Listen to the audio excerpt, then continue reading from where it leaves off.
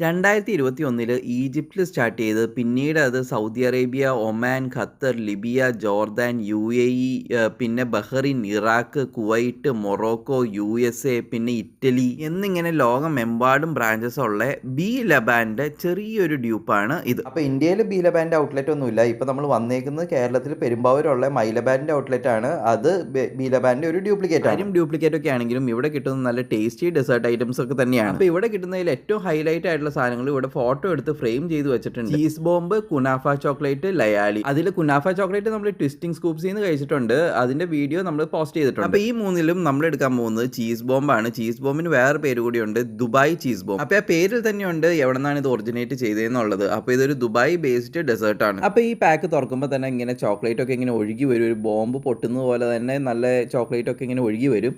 അപ്പോൾ നല്ല രസമാണ് നമുക്കിത് കാണാനും. നല്ല പ്രസന്റേഷൻ ആണ് വരുന്നത്. പിന്നെ ആ ചോക്ലേറ്റിന്റെ മുകളിൽ കാണുന്ന ആ പച്ച വരകൾ പിസ്ത പേസ്റ്റോ സിറപ്പോ ഒക്കെയാണ്. അപ്പോൾ ഈ പുറംമൂടിയുടെ ഉള്ളിൽ എന്താ ഉള്ളതെന്ന് നമുക്ക് ഇനി നോക്കാം. അപ്പോൾ ഇതിൻ്റെ ഉള്ളിൽ കുനാഫയാണ്. കുനാഫയുടെ അടിയിലായിട്ട് ഏറ്റവും ബേസ് ലെയറിലായിട്ട് ആ കാണുന്നത് ചീസാണ്. അതായത് ഈ കോമ്പിനേഷനിലുള്ളത് ചീസ്, കുനാഫ, പിസ്ത സോസ്, പിന്നെ ന്യൂട്രല്ല. ഇതിൻ്റെ ടേസ്റ്റ് പറയുകയാണെങ്കിൽ നല്ല sweet, crunchy and creamy dessert with a salty touch of cheese. പിന്നെ അതിൻ്റെ ഒരു പിസ്താഷ്യോയുടെ ഒക്കെ എലമെന്റ്, അതിൻ്റെ ഒരു നട്ടി ഫ്ലേവർ ഒക്കെ കൊണ്ടുവരുന്നു. അതുപോലെ തന്നെ നല്ലൊരു രസമുണ്ട് അത് കഴിക്കാനായിട്ട്. നല്ല ടേസ്റ്റ് ആണ് ഇത് കഴിക്കാൻ. ഇതിൻ്റെ സഫ്രോണും സോൾട്ടഡ് കാരമൽ ഫ്ലേവേഴ്സ് ഒക്കെ വേറെ ഉണ്ടെന്ന് പറയുന്നു. പക്ഷെ നമുക്കിവിടെ കിട്ടുന്നത് ഇത് മാത്രമേ ഉള്ളൂ. ഇനി അടുത്തതായിട്ട് നമ്മൾ എടുക്കാൻ പോകുന്നത് ലെഫ്റ്റ് ബോട്ടമിൽ കാണുന്ന കൗഷ്രിയാണ്. ഇതിൽ തന്നെ last one pistachio plus Nutella. ഇതിന്റെ പേര് ശരിക്കും കൗഷ്രി എന്നല്ല, ബി ലബാൻ കോഷരി എന്നാണ്. ഈജിപ്തിലെ കോഷരി എന്ന് പറഞ്ഞ ഒരു സ്റ്റേപ്പിൾ ഫുഡ് ഇൻസ്പയർ ചെയ്ത് ബി ലബാൻ ഉണ്ടാക്കിയ ഒരു ഡെസേർട്ട് ആണ് ബി ലബാൻ കോഷരി. അത് കേരളത്തിൽ വന്നപ്പോഴേക്കും കൗഷ്രി ആയിട്ട് മാറി എന്നേ ഉള്ളൂ. സെർച്ച് ചെയ്തിടത്തോളം ഈജിപ്ഷ്യൻ കോഷരി ഒരു ഡിഫറെന്റ് ഡിഷ് തന്നെയാണ്. നമ്മുടെ ഇന്ത്യയിലെ സ്ട്രീറ്റ് ഫുഡായ ചാട്ട് പോലെയാണ് അവിടെ കോഷരി. പക്ഷേ ബി ലബാൻ്റെ കോഷറി കാണാൻ ഇതുപോലെയൊക്കെ തന്നെയുണ്ട്.